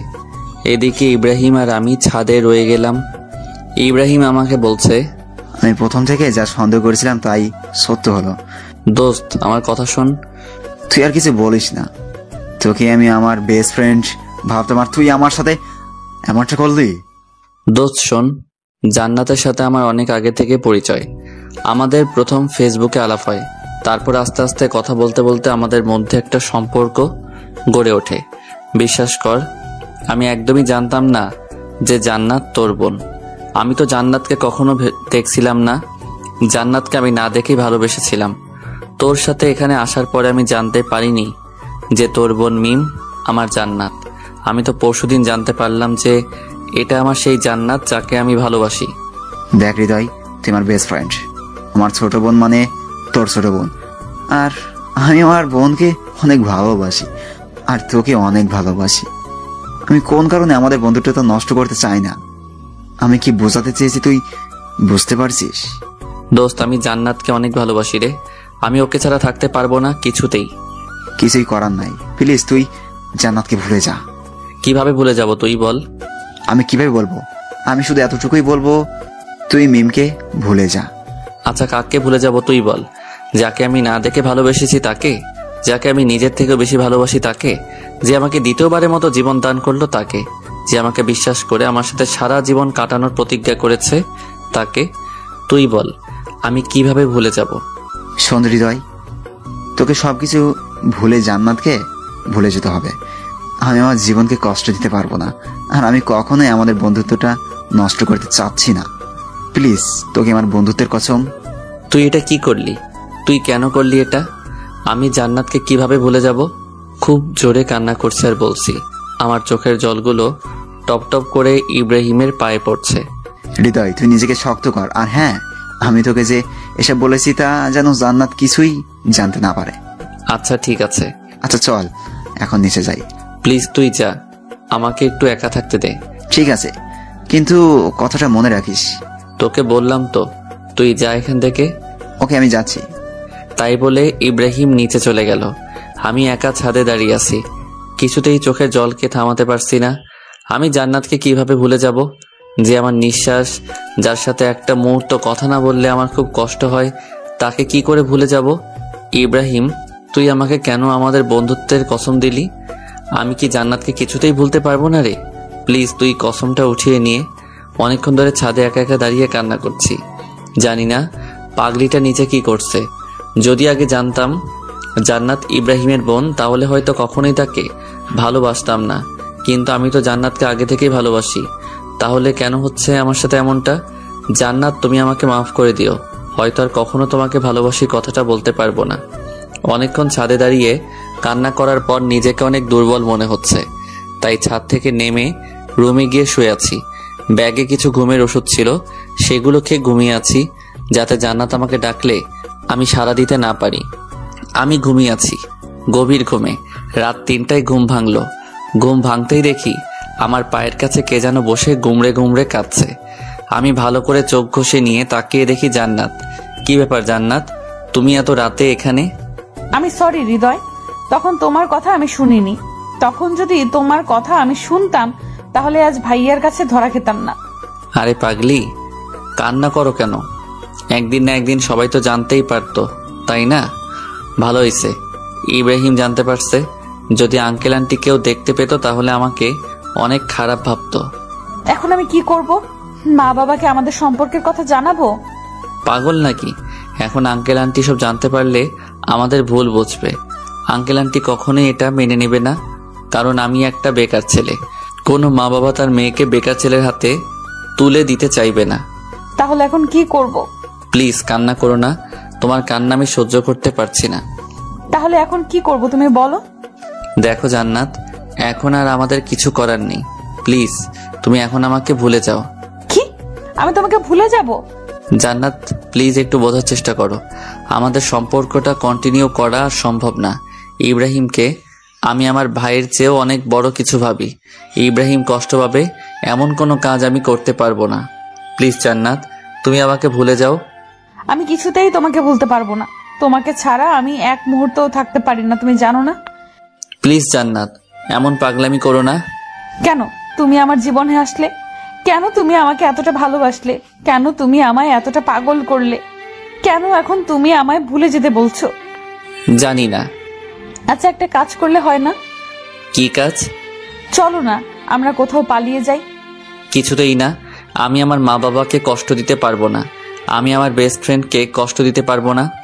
আমি তোমার মা বাবাকে কষ্ট দিতে পারবো না, কারণ মা বাবাকে কষ্ট দিয়ে কখনো সুখে থাকা যায় না। আর তাই প্লিজ আর পাগলামি করো না। এতদিন যা হয়েছে ভেবে নাও সবকিছু ভুল ছিল। মনে করো তোমার সাথে আমার কোনো দিন দেখা হয়নি, তোমার সাথে কোনোদিন আমার আলাপ হয়নি, তোমার সাথে কোনো রিলেশনই ছিল না আমার। আমি কিছুই পারবো না, আমি কিছুতেই পারবো না এটা। এই পাগলি, প্লিজ আর কান্না করো না। আচ্ছা তুমি বলো, তুমি আমাকে ভুলে থাকতে পারবে? হ্যাঁ পারবো। সত্যি তুমি পারবে আমাকে ভুলে থাকতে? কেন পারবো না? তোমাকে ভুলে থাকা তো কোনো ব্যাপারই না। দেখো, আমি যদি তোমাকে ভুলে থাকতে পারি তাহলে তুমি পারবে না কেন? তুমি তো একটা বেঈমান। তুমি আমাকে ভালোই বাসুনি। যদি ভালোবাসতে তাহলে ভুলে যাওয়ার কথা বলতে না। এই তো সত্যটা ধরতে পারছো। আমি তো তোমাকে মন থেকে ভালোবাসিনি, একদিন তো শুধু অভিনয় করেছি। তোমার মতো বেঈমানকে ভালোবাসাটা আমার জীবনের সব থেকে বড় ভুল। এখনো সময় আছে, চাইলে ভুলটা সংশোধন করে নিতে পারো। হ্যাঁ তাই করব। একটা বেঈমানকে ভালোবেসেছিলাম, এটা ভুলে যেতে আমার বেশি সময় লাগবে না। আমিও তো এটাই চাই, তুমি আমাকে ভুলে যাও। জান্নাত দৌড়ে বাড়ি থেকে বেরিয়ে চলে যায়। সত্যি আমি অনেক বড় বেঈমান। আমি বন্ধুত্বটা টিকিয়ে রাখার জন্য আমার ভালোবাসাটা কবর দিলাম। সত্যি কিছু কিছু ভালোবাসা এমনই, কিছু সম্পর্কের কাছে হার মেনে যায়। আমার ভালোবাসাটাও না হয় এইভাবেই হারিয়ে গেল। আজ খুব কষ্ট হচ্ছে, কিন্তু কি করব, আমার কিছু করার নেই। সত্যি আমি ইব্রাহিমকে কষ্ট দিতে চাই না। ইব্রাহিমকে আমি অনেক ভালোবাসি। রাতে ভাবছি যদি আমি এখানে থাকি তাহলে রোজ জান্নাতের সাথে আমার দেখা হবে। আর জান্নাতের সাথে আমার দেখা হলে জান্নাত আমাকে কিছুই ভুলতে পারবে না, আর আমিও জান্নাতকে কিছুতেই ভুলতে পারবো না। তাই সব থেকে ভালো হবে আমি কাল সকালে কাউকে কিছু না জানিয়ে এখান থেকে চলে যাব। কথা মতো পরের দিন সকালে সিরাজগঞ্জ থেকে আমি ঢাকায় চলে আসি। কিন্তু ঢাকায় আসার আগে আমি রাত্রে একটা চিঠি লিখি, আর চিঠিটা গোপনে জান্নাতের টেবিলের উপর রেখে আসি। পরদিন সকালে জান্নাত ঘুম থেকে উঠে হৃদয়কে খুঁজতে যায়, কিন্তু হৃদয়কে রুমে খুঁজে পায় না।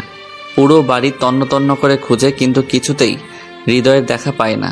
খুব হতাশা নিয়ে নিজের রুমে ফিরে রুমে গিয়ে বিছানায় বসে কান্না করতে লাগলো। হঠাৎ এমন সময় টেবিলের উপর চোখ পড়ল।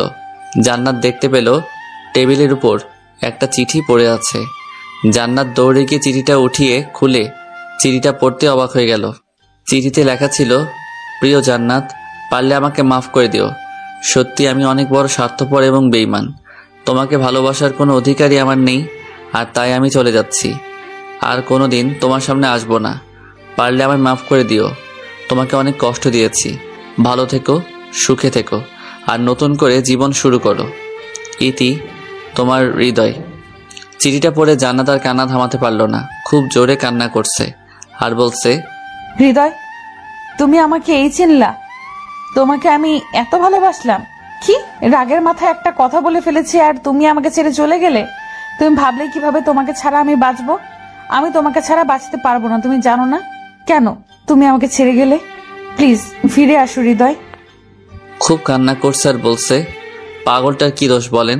সত্যি যে দুজন দুজনকে অনেক ভালোবাসে, কিন্তু নিয়তির কাছে তাদের ভালোবাসা হেরে যাচ্ছে। জান্নাত হৃদয়ের এভাবে ছেড়ে যাওয়াটা কিছুতেই মেনে নিতে পারছিল না, আর তাই জান্নাত অনেকগুলো ঘুমের ওষুধ একসাথে খেয়ে ফেলে। জান্নাতের অবস্থা খুবই খারাপ। বাসায় জান্নাতের পাগলামি ব্যাপারটা বুঝতে পেরে সবাই তাড়াতাড়ি করে হাসপাতালে নিয়ে যায়। জান্নাত এখন অপারেশন থিয়েটারে আছে। ডাক্তাররা জান্নাতের চিকিৎসা করছে। অনেকক্ষণ চিকিৎসা করার পর ডাক্তার অপারেশন থিয়েটার থেকে বেরিয়ে বাসার সবাইকে বলল, পেশেন্টের অবস্থা অনেকটা খারাপ। স্টোমাক ওয়াশ করা হয়েছে, এখন বাকিটা আল্লাহর উপর। কি বলছেন ডাক্তার?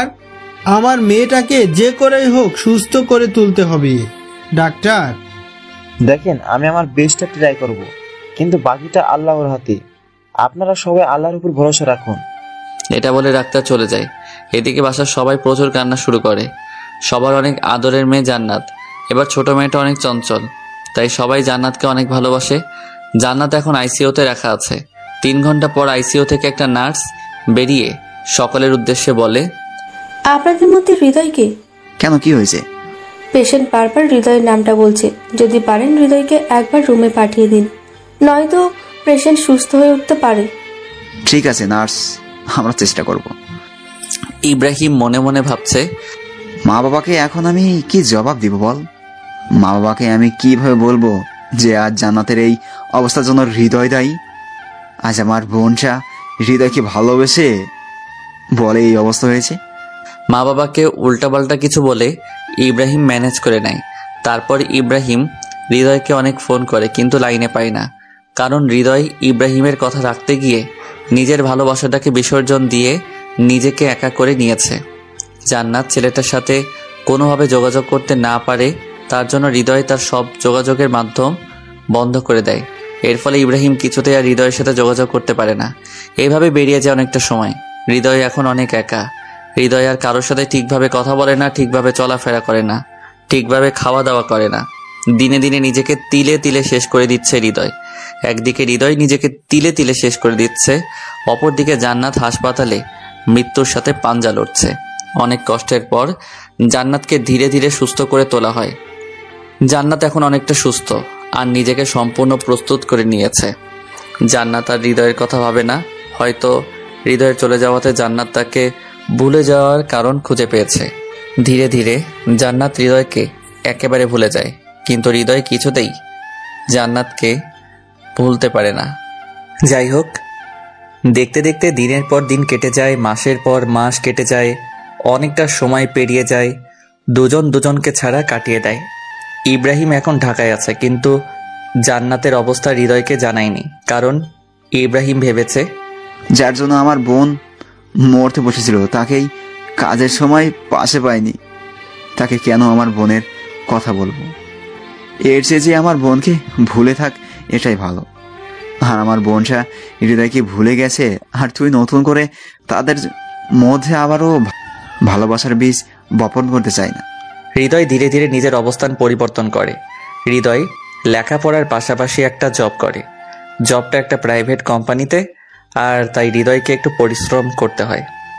দেখতে দেখতে 1টি বছর পেরিয়ে যায়। জান্নাতের সাথে হৃদয় আর কোনো যোগাযোগ হয় না। একদিন অফিস শেষে হৃদয় বাসায় ফিরে ফ্রেশ হতে যাবে, হঠাৎ এমন সময় তার ফোনটা বেজে উঠল। হ্যালো হৃদয়, তুই কোথায় আছিস? ইব্রাহিম অনেকটা আতঙ্কিত কণ্ঠে বলল। তখন আমি অনেক ভয় পেয়ে যাই ইব্রাহিমের এমন কণ্ঠ শুনে। কি হয়েছে দোস্ত, তোর কণ্ঠটা এমন লাগছে কেন? এরপর হৃদয় যা শুনতে পায় সেটা শোনার জন্য হৃদয় মোটেও প্রস্তুত ছিল না। কি বলছিস তুই যাতা? দোস্ত, এখন আমি কি করব? আমার বোনটা যে আর সমাজে মুখ দেখাতে পারবে না দোস্ত। এটা শুনে হৃদয় বাসা থেকে এক দৌড়ে বেরিয়ে গাড়ি ধরে সিরাজগঞ্জ চলে যায়। সিরাজগঞ্জ গিয়ে সোজা হাসপাতালে চলে যায়। হাসপাতালে গিয়ে দেখতে পায় জান্নাত একটা বেডে শুয়ে আছে, তার পাশে চাচা চাচি দাদা দাদি বসে আছে আর কান্না করছে। আমি কি বলবো বুঝতে পারছি না, সত্যি আমার অনেক কষ্ট হচ্ছে। আমি ভাবতেও পারিনি আমার জান্নাতের সাথে এমনটা হবে। আপনারা ভাবছেন জান্নাতের সাথে কি হয়েছে, তাই তো? আজ জান্নাতের গ্যাং রেপ হয়। হ্যাঁ, আপনারা যা শুনেছেন সত্যি। আজ জান্নাতের সতীত্ব নষ্ট করে দেয় এলাকার বাজে কিছু ছেলে। হৃদয় জান্নাতের কাছে গিয়ে জান্নাতের হাতে হাত রেখে বলে, এসব কি করে হলো? কি হলো জান্নাত, বলছো না কেন? কি হলো জান্নাত, কিছু বলছো না কেন? আমার সাথে কথা বলবে না? দেখো, আমি অতীতে যা করছি তার জন্য তুমি আমাকে শাস্তি দিও, কিন্তু প্লিজ এখন কথা বলো। জান্নাত কার সাথে কথা বলছে না বাবা? কেন কথা বলছে না চাচা? মেয়েটার সাথে যা হয়ে গেল, এরপর কিভাবে মেয়েটা কথা বলবে? কিভাবে এত কিছু হয়ে গেল আমাকে কেউ বলবে প্লিজ? সুজন আমার হাত ধরে টেনে নিয়ে হাসপাতালে ছাদে চলে যায়। তারপর সুজন বলে, ভাই আমি বলছি কি হয়েছিল। তাড়াতাড়ি বলো কি হয়েছিল। তারপর সুজন হৃদয়কে বলতে লাগলো কিভাবে এত কিছু হলো। আজ জান্নাতের কলেজ বন্ধ ছিল, তাই আমি জান্নাতকে জোর করে আমার স্কুলে নিয়ে যেতে চাইছিলাম। আর তাই জান্নাতের বুকে নিয়ে আমি স্কুলের উদ্দেশ্যে রওনা দিই। মাঝ রাস্তায় যেতে দেখি কিছু বখাটে ছেলে রাস্তার পাশে বসে আছে। ছেলেগুলোকে দেখে বোঝা যাচ্ছিল তারা অনেক খারাপ, অনেক বাজে। তারা অনেক বাজে বাজে কথা বলছিল। তারা বলছিল, ইস মামা কি জিনিস রে, যদি একটা বার ছুঁতে পারতাম। উফ মামা ফিগারটা দেখেছিস? আমার তো মন চাইছে দৌড়ে গিয়ে জড়িয়ে ধরি। এমন আরো অনেক বাজে কথা বলছিল। জান্নাত আপু এগুলো সহ্য করতে না পেরে ওই ছেলেগুলোর কাছে গিয়ে জান্নাত জুতা খুলে একটি ছেলের গায়ে জুতা মারে আর বলে, তোদের ঘরে মা বোন নেই? জীবনে কোনোদিনও মেয়ে দেখিসনি? মায়ের দুধ খেয়ে বড় হোসনি? মেয়ে দেখলে জিভে জল আসে কেন, কুত্তার বাচ্চা? আপু এমন কথা শুনে ছেলেগুলো হঠাৎ করে বসা থেকে লাফ দিয়ে উঠে জান্নাত আপুকে জোর করে ধরে উঠিয়ে নিয়ে যেতে লাগলো। আমি ওদেরকে অনেক বাধা দিই, কিন্তু আমি অনেক ছোট আর একা, তাই ওদেরকে বাধা দিতে পারিনি। আমাকে ধাক্কা দিয়ে ফেলে দিয়ে জান্নাত আপুকে নিয়ে ওরা চলে যায়। জান্নাত আপু অনেক আকুতি মিনতি করে বলে, আমাকে ছেড়ে দে শয়তানেরা, ভালো হবে না বলে দিচ্ছি। তোদের ভালোই ভালোই বলছি, আমাকে ছেড়ে দে। তোমাকে ছাড়বো তো অবশ্যই শোনা, কিন্তু তার আগে আমাদের কাজটা তো হাসিল করে নেই।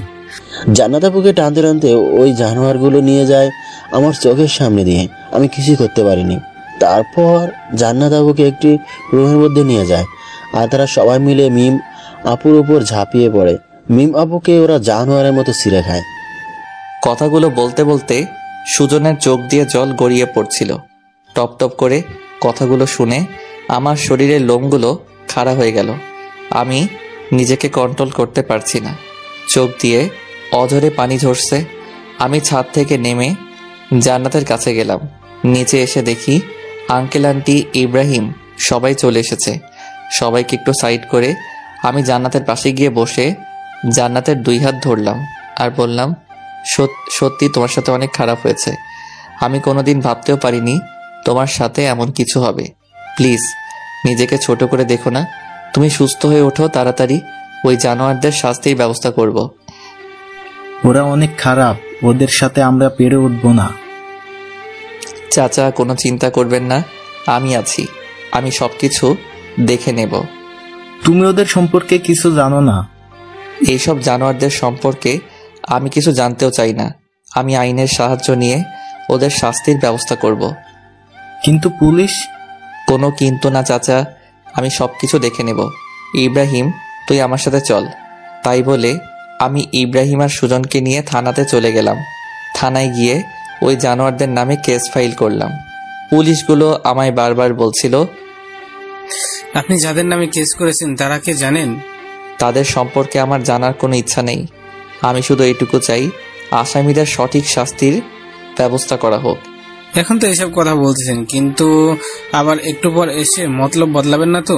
দেখেন দারোগা সাহেব, আমি যা করি ভেবে চিন্তে করি, আর আমি আমার কথা থেকে একটু নড়চড় হব না। আদালতে ঠিক প্রমাণ পেশ করতে পারবেন তো? অবশ্যই পারবো। আচ্ছা, তাহলে আমরা কেসটা নিচ্ছি। ঠিক আছে দারোগা সাহেব, আর হ্যাঁ, যত তাড়াতাড়ি সম্ভব আপনি আসামিদের গ্রেফতার করবেন। ঠিক আছে, আপনারা এখন আসুন। ওকে দারোগা সাহেব। তারপর থানা থেকে চলে আসি। হাসপাতালে আসতে সবাই আমাকে ধরে বলে, এমনি মেয়েটার এই অবস্থা, সবার সামনে মাথা উঁচু করে বাঁচতে পারে না, আবার তুমি যা শুরু করলে হৃদয়। দেখেন আঙ্কেল, আমি যা করছি একদম ঠিক করছি। আচ্ছা, এখানে জান্নাতের দোষটা কোথায় আমাকে বলবেন? জান্নাত কি নিজের ইচ্ছায় ধর্ষিত হয়েছে? কি ব্যাপার, চুপ করে আছেন কেন? জবাব দিন। আমাদের সমাজে সব থেকে বড় সমস্যা কি জানেন? আমাদের সমাজে যে মেয়েগুলো ধর্ষিত হয়, আমরা তাদেরকে ছোট করে দেখি, আমরা তাদেরকে খারাপ বলি, আর যে জানোয়ারগুলো মেয়েদের সাথে এমন খারাপ কাজ করে তাদেরকে বাহবা দিই। যেখানে আমাদের মেয়েটিকে মেন্টালি সাপোর্ট দেওয়ার কথা, সেখানে আমরা মেয়েটিকে ছোট করে দেখি, মেয়েটিকে আমরা অপমান করি। আমরা ধর্ষিত মেয়েদের সমাজের বোঝা মনে করি। আচ্ছা, মেয়েরা কি ইচ্ছা করে ধর্ষিত হয়? মেয়েরা কি চায় তাদের সব থেকে মূল্যবান সম্পদ কেউ এইভাবে কেড়ে নিক? অথচ একটি মেয়ে ধর্ষিত হওয়ার পর আমরা মেয়েটিকে দোষী সাব্যস্ত করি, আর ধর্ষককে আমরা বড় করে দেখি। যদি আমরা একটি ধর্ষককে সঠিক বিচারের আওতায় নিয়ে আসতে পারতাম, তাহলে আজ ধর্ষণ তো দূরের কথা, আমাদের সমাজে কোনো ছেলে মেয়েদের দিকে চোখ তুলে তাকাতে পারতো না। কিন্তু আমাদের দেশে কি আমরা তাই করি? মোটেও করিনি। বরং উল্টো আমি মেয়েদেরকে এমন এমন কথা শোনাই যার কারণে মেয়েরা তাদের অনিচ্ছা সত্ত্বেও আত্মহত্যা করতে বাধ্য হয়, শুধু আমাদের সমাজের মানুষদের জন্য। আমার কথাগুলো শুনে সবাই মাথা নিচু করে দাঁড়িয়ে, আচ্ছা আপনারাই বলুন, আমাদের সমাজে যে মেয়েগুলো ধর্ষিত হয় তারা কি নিজ ইচ্ছায় ধর্ষিত হয়? তাহলে আমাদের সমাজে কেন ধর্ষিতা মেয়েদের পাশে দাঁড়ানো হয় না? কেন ধর্ষকদের শাস্তি দেওয়া হয় না? আজ এই দেশে একটি ধর্ষকের সবার সামনে শাস্তি দেওয়া হোক, দেখবেন এই দেশে আর দ্বিতীয়বারের মতো কোনো ধর্ষণের কথা আপনি শুনবেন না। সবাইকে অনেক বুঝিয়ে সবাইকে জানাতে পাশে দাঁড়ানোর জন্য আহ্বান করি। এখন সবাই মিলে জান্নাতের পাশে দাঁড়িয়ে আছি, শুধু ধর্ষকদের শাস্তি প্রদানের জন্য। কিছুক্ষণ পর কিছু গুন্ডা টাইপের ছেলে পেলে আমাদের কাছে এসে ছুরি, রামদা, পিস্তল এসব দেখে ভয় দেখাচ্ছে আর বলছে, যদি তোরা ভালো চাস আর তোদের মেয়েকে সুস্থ দেখতে চাস, তাহলে কেসটা উঠিয়ে নি, না হলে খুব খারাপ হয়ে যাবে। তোরা কি করতে পারিস আমি দেখে নিব। আমি আমার যথেষ্ট চেষ্টা করে তোদের শাস্তির ব্যবস্থা আমি করব।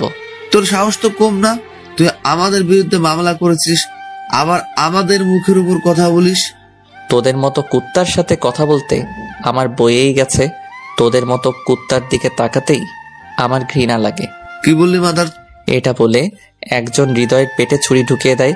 হাসপাতালে মেঝে হৃদয়ের রক্ত দিয়ে মেখে একাকার হয়ে গেল। হৃদয়ের অবস্থা অনেক খারাপ। হৃদয় মাটিতে লুটিয়ে পড়ল। সবাই এমন দৃশ্য দেখে ভয়ে আতঙ্কিত হয়ে কাঁপতে শুরু করলো। তারপর ওই বখাটেগুলো বলল, যদি কেসটা না উঠিয়ে নিস তাহলে একে একে সবাই মারা পড়বি, কথাটা খুব ভালো করে মাথায় ঢুকিয়ে নি। এটা বলে সবাই চলে গেল। সবাই হৃদয়কে ধরাধরি করে আইসিইউতে নিয়ে যায়। ডাক্তার তাড়াতাড়ি এসে চিকিৎসা শুরু করে দেয়। হৃদয়ের অবস্থা অনেক সিরিয়াস। একদিকে জান্নাতের অবস্থা খারাপ, অপরদিকে হৃদয়ের সিরিয়াস অবস্থা। কি করবে সবাই ভেবে পাচ্ছে না। এমন সময় ইব্রাহিমের বাবা বলল, এসব বকাটে ছেলেপেলেদের সাথে লাগা আমার মোটেও ঠিক হয়নি। ইব্রাহিম, তুই থানায় গিয়ে কেসটা উঠিয়ে নিয়ে আয়। ইব্রাহিম কি করবে বুঝতে পারছে না, তাই আঙ্কেলের কথা শুনে ইব্রাহিম থানায় গিয়ে কেসটা উঠিয়ে নিয়ে আসে। হৃদয়ের অপারেশন শেষ, কিন্তু এখনো জ্ঞান ফেরেনি। অনেক রক্ত ঝরেছে, তাই অবস্থা অনেকটাই খারাপ। হৃদয়ের মা বাবাকে হৃদয়ের এমন অবস্থা জানানো হয়নি, কারণ হৃদয়ের মা বাবা এসব জানতে পারলে অবস্থা আরও খারাপ হয়ে যাবে। সবাই অনেক চিন্তায় আছে। ডাক্তার সবাইকে বলল, দেখেন রোগীর অবস্থা অনেক খারাপ, কখন কি হয়ে যাবে কিছু বলা যাবে না। রোগী জ্ঞান না ফেরা পর্যন্ত আমরা কিছু করতে পারবো না। এটা কি বলছেন ডাক্তার? হৃদয়কে যে করে হোক সুস্থ করে তুলতে হবে। সরি, আমরা আমাদের যথাসাধ্য চেষ্টা করেছি। সবার মাথায় হাত। হৃদয়ের মা বাবাকে না জানিয়ে আর থাকতে পারছে না কেউ। ইব্রাহিমের বাবা হৃদয়ের বাবাকে ফোন করে সবকিছু খুলে বলে আর তাদেরকে যত তাড়াতাড়ি সম্ভব সিরাজগঞ্জ চলে আসতে বলে। হৃদয়ের মা বাবা সময় নষ্ট না করে তাড়াতাড়ি করে সিরাজগঞ্জ চলে আসে। তারা এসে দেখতে পায়নি হৃদয় আইসিইউতে একটা জীবন্ত লাশ হয়ে শুয়ে আছে। হৃদয়ের মা অনেক কান্না করছে। হৃদয়ের বাবা সবাইকে বলছে, আমার ছেলের এত বড় ক্ষতি কে করলো? যে ছেলেগুলো জান্নাতকে ধর্ষণ করেছে তারাই। দাঁড়াও, তাড়াতাড়ি ব্যবস্থা আমি করছি। তাই বলে হৃদয়ের বাবা কাকে যেন একটু ফোন করলো। হ্যালো সবুজ ভাই, আমার অনেক বড় একটা সমস্যা হয়ে গেছে। কিছু গুন্ডা আমার ছেলের অবস্থা অনেক খারাপ করেছে। আমার ছেলেকে হত্যা করার চেষ্টা করেছে। এখন আমার ছেলে আইসিইউতে ভর্তি আছে। বাঁচবে কিনা মরবে আল্লাহই ভালো জানে। ওপাশ থেকে কি যেন বলল। তারপর হৃদয়ের বাবা বলল, আচ্ছা আপনি যত তাড়াতাড়ি সম্ভব সিরাজগঞ্জে চলে আসেন, আমি এর শেষ দেখতে চাই। তাই বলে ফোনটা কেটে দেয়। আপনাদেরকে হৃদয়ের বাবা সম্পর্কে তো কিছুই বলিনি। এখন হৃদয়ের বাবার সম্পর্কে জেনে নিন। হৃদয়ের বাবা একজন বিজনেসম্যান। ব্যবসার কাজে অনেক বড় বড় লোকজনের সাথে উঠা বসা করে। সমাজের সকল লোকের সাথেই তার ভালো সম্পর্ক। এখন যাকে ফোন করলো সে হচ্ছে ঢাকার একটি গ্যাং লিডার। হৃদয়ের বাবার বিভিন্ন কাজের জন্য সবার সাথে সম্পর্ক রাখতে হয়, তাই এই লোকটির সাথে ওর সম্পর্ক আছে। কয়েক ঘন্টা পর ওই লোকগুলোর সিরাজগঞ্জ এসে পৌঁছায়। তারপর লোকজনদের বকাটে ছেলে পেলে ডিটেলস বলা হয়। তারপর লোকগুলো সেই বকাটে ছেলে পেলে উদ্দেশ্যে রওনা দেয়। অনেকক্ষণ পর ওই লোকগুলো রাত 8টার দিকে সবার মাঝে ফিরে আসে আর বলে, শহীদুল সাহেব, আমাদের কাজ শেষ। কাল সকালে সবাই সব দেখতে পারবে। আমাদের কাজটা শেষ। আমরা তাহলে আসি। এবার দেখা হবে। ভালো থাকবেন আর আশা করি আপনার ছেলে খুব তাড়াতাড়ি সুস্থ হয়ে উঠবে। ঠিক আছে সবুজ ভাই, আপনাকে অসংখ্য ধন্যবাদ। তারপর লোকগুলো চলে যায়। সবাই শুধু ভাবছে কাল সকালে তাদের জন্য কি অপেক্ষা করছে, কারণ তারা কেউ জানে না বখাটেদের সাথে কি হয়েছে। দেখতে দেখতে সকাল হয়ে গেল। টিভিতে নিউজ হচ্ছে সিরাজগঞ্জ কিছু বখাটে ছেলেদের লাশ পাওয়া গেছে। তাদের লাশগুলো উলঙ্গ অবস্থায়, সবার লিঙ্গ কাটা অবস্থায় একটা গাছে উল্টা করে ঝুলানো ছিল। কে বা কারা এমন ঘটনা ঘটিয়েছে এখন কিছু বলা যাচ্ছে না। শোনা যাচ্ছে এই বখাটেগুলো কাল একটি মেয়েকে ধর্ষণ করে। তারপর তাদের নামে থানায় মামলা করা হলে তারা মামলাকারীর ওপর ঝাঁপিয়ে পড়ে এবং তাকে ধারালো অস্ত্র দিয়ে আহত করে। এখন সে হাসপাতালে আইসিইউতে ভর্তি আছে। সবাই এমন খবর দেখে অনেক হতভম্ব। কাল রাতে যে এত কিছু হয়ে গেছে তারা সবাই ভাবতেও পারেনি। সত্যি ধর্ষকদের শাস্তি এমনই হওয়া উচিত, যাতে করে কেউ দ্বিতীয়বার আর কোনো মেয়ের দিকে চোখ তুলে তাকাতে না পারে। পরের দিন বিকাল 4টায় হৃদয়ের জ্ঞান ফেরে। জ্ঞান ফিরতে সবাই হৃদয়ের কাছে ভিড় জমায়। সবাই অনেক খুশি, কারণ হৃদয়ের জ্ঞান ফিরেছে। হৃদয়ের মা বাবা হৃদয়কে বলে, বাবা তুই কোনো চিন্তা করিস না, তুই তাড়াতাড়ি সুস্থ হয়ে যাবি। বাবা জান্নাতের কি খবর এখন? জান্নাত এখন ভালো আছি। তুই একটু নিজের চিন্তা করো। আর তুই একটা মেয়ের জন্য এত রিস্ক নিতে গেলি কেন? যদি আজ তোর কিছু একটা হয়ে যেত তাহলে আমরা কি নিয়ে বাঁচতাম? মা বাবা, আমার কিছুই হবে না আমি জানি, কারণ তোমাদের দোয়া সবসময় আমার সাথে আছে। আর জান্নাতকে আমি নিজের থেকে অনেক বেশি ভালোবাসি, তাই ওর জন্য এইটুকু করা আমার কাছে কিছুই না। তুই সত্যি অনেক বড় একটা পাগল। হ্যাঁ, আমি তো পাগলই, শুধু জান্নাতের জন্য। আচ্ছা, ওই বকাটে ছেলেদের কি খবর এখন? পুলিশেরা কি ওদেরকে গ্রেফতার করছে? ওদের অবস্থা শেষ, ওরা আর বেঁচে নেই। কি কি হয়েছে ওদের, আর কিভাবে হয়েছে? তোর ওসব না জানলেও চলবে। এখন তাড়াতাড়ি সুস্থ হয়ে ওঠ, আমরা আর কিছু চাই না। ঠিক আছে বাবা। এখন হাসপাতাল একটি আনন্দমুখর পরিবেশ সৃষ্টি হয়। দেখতে দেখতে কিছুদিন কেটে যায়। হৃদয় এখন অনেকটা সুস্থ হয়ে ওঠে। হৃদয় তার মা বাবাকে জান্নাতকে বিয়ে করবে এমন কথা জানায়। হৃদয়ের বাবা বলে, তুই জান্নাতকে বিয়ে করবি, কিন্তু ও যে এখন সমাজের মুখে খারাপ হয়ে গেছে। জান্নাত যে ধর্ষিতা হয়েছে সেটা নিজের দোষে না, তাকে ধর্ষণ করা হয়েছে। আর সব থেকে বড় কথা হচ্ছে আমি জান্নাতকে অনেক ভালোবাসি, জান্নাতকে ছাড়া আমি বাঁচব না। আর জান্নাতের জন্য আমি এত কিছু করলাম, কিন্তু শেষে এসে তাকে পাবো না, এটা তো কিছুতেই হতে পারে না। আমি যদি বিয়ে করি তাহলে জান্নাতকেই করব। হৃদয়ের এমন মন্তব্য শুনে তার বাবা আর কিছু বলতে পারল না। হৃদয়ের বাবা জান্নাতের বাবার কাছে বিয়ের প্রস্তাব পাঠালো। সবাই বিয়েতে রাজি হয়ে গেল, কারণ সবাই দেখেছে হৃদয় জান্নাতকে কতটা ভালোবাসে। আজ হৃদয় আর জান্নাতের বিয়ে, খুব ধুমধাম করে বিয়েটা হয়ে গেল। ইব্রাহিম হৃদয়কে বলছে, দোস্ত আমি ভুল ছিলাম রে, আমাকে মাফ করে দিস। আমার জন্য তুই অনেক কষ্ট পেয়েছিস। আমি চাচ্ছিলাম না আমাদের বন্ধুত্বটা কোনো কারণেই ভেঙে যাক। যদি আগে আমার বোনের সাথে বিয়ে হতো তাহলে তোদের মধ্যে ঝগড়া হতো, রাগারাগি হতো, আর তখন আমি নিজেকে ঠিক রাখতে পারতাম না। তখন তোর সাথে আমার সম্পর্কটা নষ্ট হয়ে যেত, আর আমি আমাদের এই বন্ধুত্বটা নষ্ট করতে চাচ্ছিলাম না। তাই আমি তোকে নিষেধ করেছিলাম। আমাকে মাফ করে দিস দোস্ত। আর আমার বোনের খুব যত্ন নিবে। যদি কোনোদিন আমার বোনের চোখে এক ফোঁটা জল আসে তাহলে তোকে খুন করে ফেলবো। এই বোকা, তুই আমার বেস্ট ফ্রেন্ড, তুই ভাবলি কিভাবে তোর সাথে আমার সম্পর্কটা নষ্ট হয়ে যাবে? জান্নাতকে তো আমি আমার নিজের থেকে অনেক বেশি ভালোবাসি, তাই ওকে কষ্ট দেওয়া তো অনেক দূরের কথা, ওকে রাখতে পর্যন্ত দেব না। আয় দোস্ত, বুকে আয়। তারপর দুজন দুজনকে জড়িয়ে ধরে কান্না করে দেয়। এ কান্না কষ্টের কান্না না, সুখের কান্না। তারপর হৃদয় ইব্রাহিমকে ছাড়িয়ে বলে, এই শালা, তোর বোন অপেক্ষা করছে আমার জন্য, বাসরাত তো পেরিয়ে যাবে। আর তুই এতদিন আমাকে শালা শালা বলেছিস, আর আজকে আমি সত্যি শালা হয়ে গেলাম। হ্যাঁ, আমি বোধহয় আগে থেকেই জানতাম রে তুই আমার শালা হবি, তাই আগে থেকে তোকে শালা বলে ডাকতাম। হৃদয় হয়েছে দোস্ত, আর বলিস না, আমি বাসর ঘরে গেলাম। আচ্ছা যা, আর কথাটা মনে রাখিস, আমার বোনের চোখে যদি কোনো জল আসে তাহলে তুই শেষ। ঠিক আছে দোস্ত। তারপর হৃদয় বাসর ঘরে ঢোকে। ঘরের ভেতর ঢুকে দেখে জান্নাত বিছানার উপর ঘোমটা দিয়ে বসে আছে। হৃদয় আজ ঘোমটাটা উঠিয়ে জান্নাতের মুখের দিকে তাকিয়ে আছে। ইস, কি সুন্দর তুমি, সত্যি তোমাকে দেখে চোখ ফেরানো দেয়। তাই বুঝি? তাই তো, না হলে কি আমি তোমার প্রেমে পড়ি? কই, তুমি তো আমাকে না দেখে ভালোবেসেছিলে, তাহলে এখন এই কথা বলছো কিভাবে? রাখছো কেন? আমি তো এটা কথার কথা বললাম। সত্যি আমার বউটাকে একদম পরীর মতো দেখতে লাগছে। জানি সেটা, এখন নতুন কিছু বলো। নতুন করে কি আর বলবো, শুধু একটা কথা জেনে রাখো, আজ থেকে ম্যাচ শুরু। আমি একেবারে ক্রিকেট টিম বানিয়ে তারপর থামবো। কি, তুমি কি আমাকে মেরে ফেলবে? কি বলো জান, তোমাকে মেরে ফেলবো কেন? তাহলে ক্রিকেট টিম বানাতে চাইছো, আমার কষ্ট হবে না? আজ সেসব পরে দেখা যাবে, এখন আজকের ম্যাচটা শুরু করি। যা দুষ্টু। আয় হায়, আমার লজ্জাবতী লতা। তাই বলে জান্নাতকে ধরে ওর ঠোঁটে আমার ঠোঁট লাগিয়ে দেই। এরপর আস্তে আস্তে বাকি কাজ শুরু হয়ে যায় আমাদের ক্রিকেট টিম তৈরি করার জন্য। আপনারা এখন আসতে পারেন, কারণ এখন আমরা যা করতে যাচ্ছি সেসব আপনাদেরকে দেখাতে পারবো না। আপনাদের লজ্জা করে না? আপনারা এখনো আছেন। আপনারা কি চান, আমাদের বাসর দেখবেন? আপনারাও বিয়ে করে বাসর করেন, আপনাদের কি বাধা দিয়েছি? উফ, আর জ্বালাস না তো, গল্প এখানেই শেষ। এখন সবাই বিদায় নেন। হাই বন্ধুরা, গল্পটা কেমন লাগলো অবশ্যই কমেন্ট করে জানাবেন। আর যারা এখনো চ্যানেলটিকে সাবস্ক্রাইব করেননি তারা অবশ্যই প্রেমের তাজমহল চ্যানেলটি সাবস্ক্রাইব করে রাখুন। ধন্যবাদ সবাইকে।